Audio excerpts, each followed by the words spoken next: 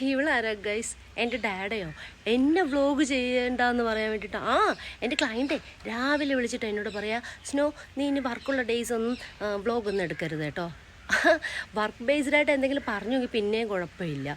ഇത് വർക്കുള്ള ഡേയ്സ് തന്നെ വ്ലോഗ് എടുക്കണ്ടെന്ന് പറയുക. ഇനി എന്നോട് ഇങ്ങനെ ഞാൻ തിരിച്ചൊന്നും പറഞ്ഞില്ല, പറയാത്തത് നാളെ ആ മുഖം കാണല്ലോ എന്ന് കരുതിയിട്ട് മാത്രം. ഇനി എന്നോട് പറയുകയാണെങ്കിൽ ഞാൻ പേര് സഹിതം എടുത്ത് പബ്ലിക്കായിട്ട് പറയും, കേട്ടല്ലോ. കഴിഞ്ഞ 2 ദിവസത്തിന് മുമ്പ് അവരുടെ അതേ വർക്കിന് ഒരിടത്ത് പോയപ്പോഴാണ് എൻ്റെ പേഴ്സൊക്കെ നഷ്ടമായത്, വിത്ത് പൈസ സഹിതം. അതൊന്നും അന്വേഷിച്ചിട്ട് ഒരു നടപടിയും എടുക്കുകയില്ല. ഇതുവരെ ചെയ്ത 2 വർക്കിന് പേയ്മെൻറ്റും തന്നില്ല, ഒന്നും ചെയ്തില്ല.